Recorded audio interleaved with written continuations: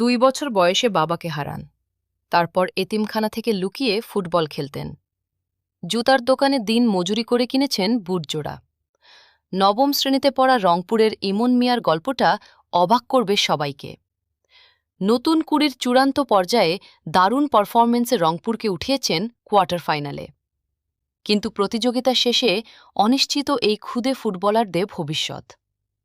বিশ্বকাপ ছোঁয়া রঙিন ফানুস উড়ানো এই প্রতিভাগুলোর জন্য কি ফুটবল অভিভাবকরা বাড়াবেন সাহায্যের হাত, নাকি আড়ালেই ঝরে যাবে ইমনদের চোখের জল? আর মা এতিমখানায় ভর্তি করে দেয়। আমি যখন ক্লাস ওয়ানে পড়ি তখন আমি নিজেই পাড়ায় পাড়ায় কাম করতাম। এই কাম করে করে আমি বুট কিনতাম। স্যার আমাকে অনেক বাধা করছিল, তুমি হয় এতিমখানায় থাকবা না প্র্যাকটিস করবা। মেসির বডি ডস, তারপর দীপলের সেই আপনার বডি ঘুরানো স্কিল সব ভালো লাগতো। সবার স্বপ্নের আকাশটা পিছনের এমন রংধনুর 7 রঙে রাঙে না। কারো কারো জীবনটা হয় ফুটবলার ইমনের মতো একেবারেই অনিশ্চিত। মাত্র 2 বছর বয়সে বাবাকে হারানোর পরেই নেমে পড়তে হয়েছে জীবনযুদ্ধে। 2015 সালে বাবা মারা যায়। তখন আমার ঢাকা থেকে আমার মা এতিমখানায় ভর্তি করে দেয়। আমি রংপুর এতিমখানা থেকেই ছোটো থেকে মানুষ হয়েছি। যখন ক্লাস ওয়ানে পড়ি তখন আমি নিজেই পাড়ায় পাড়ায় কাম করতাম। ওইখান থেকে কাম করে করে আমি বুট কিনতাম, মানে পায়ের একজোড়া বুট কিনছিলাম। তখন বুট কিনছিলাম আমি 700 টাকা দামি, যে বুট ছড়াইলেই মাটিতে আমার বুট ছিঁড়ে যেত। আমি সেই বুট দিয়ে প্র্যাকটিস করতাম। এই করতে করতে করতে করতে আমি কারমাইকেল কলেজ আছে আমাদের রংপুর ইতিমখানা পাশেই। কারমাইকেল কলেজে 5 টাকা ভাড়া। আমি ওখানে হেঁটে হেঁটে যেতাম প্র্যাকটিসে। স্যার আমাকে অনেক বাধা করছিল, তুমি হয় ইতিমখানায় থাকবা না প্র্যাকটিস করবা। আমি জীবনে অনেক ঝড় আসছিল, আমি তবু প্র্যাকটিস ছাড়িনি। দিনের পর দিন পথে দোকানে কাজ করে ক্ষুধা মিটিয়েছেন, আবার ফুটবলও খেলেছেন।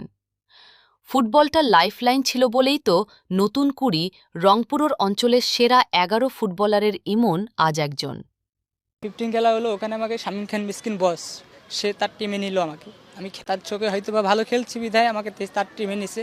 তারপরে উনি যথেষ্ট কোনো ভালো মানুষ, আমাকে ওইখানকে ভর্তি ফি 5,000 টাকা সেন্টোস টু স্টার ফুটবল একাডেমিতে আমাকে সে ফ্রি ওখানে নিছে।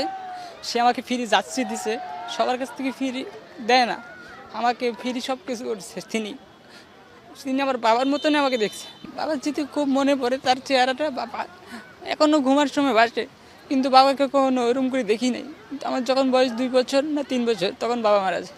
বিভিন্ন জায়গায় খেলা হলে নিষেধ করে, খালি পায়ে খেলবা না, তোমার কেরিয়ার আছে। আমি ফলো করি আমাদের বাংলাদেশের হামজা চৌধুরীকে।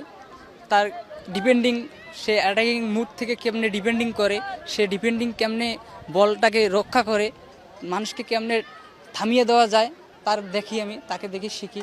ইমনের দল চট্টগ্রাম অঞ্চলকে হারিয়ে নতুন কুড়ির চূড়ান্ত পর্বের কোয়ার্টার ফাইনালে উঠেছে।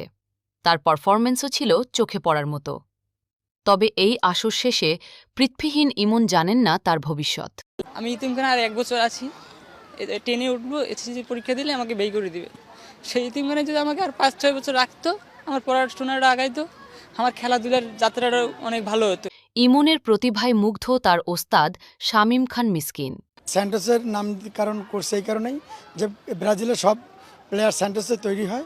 আমার ওইটা টার্গেট ছিল যে রংপুরে কিছু প্লেয়ার তৈরি করব। ইমনের সম্ভাবনা খুবই ভালো আছে, কিন্তু সমস্যা হলো অর্থনৈতিক সমস্যা, প্র্যাকটিস করে খেতে পারে না, রেস্টের সমস্যা, লেখাপড়া করতে হয়। আর আপনি ইতিমধ্যে সূর্য একটি 3 ছেলে খুব কষ্ট করে থাকে। স্ট্রং সাইড ওর বলের ওপর কন্ট্রোল, দক্ষতা অনেক বেশি, এটা সবচেয়ে ভালো, ডিফেন্ডিং করতে পারে, বলের দক্ষতা অনেক বেশি, আর প্লাঙ্কারে খুব ভালো খেলতে পারে। ইমনের এই চোখের জল মন ভিজিয়ে দিবে যে কারো। নতুন কুড়ির কারণেই ইমনরা সুযোগ পাচ্ছেন, কিন্তু এমন আরও অনেক প্রতিভাবানদের পরিচর্যা করার দিকে নজর দিবে কি দেশের ফুটবল কর্তারা? বিশ্বকাপ খেলার রঙিন ফানুসটা যেন উড়তে পারে ইমনদের স্বপ্নে ডানা মেলে।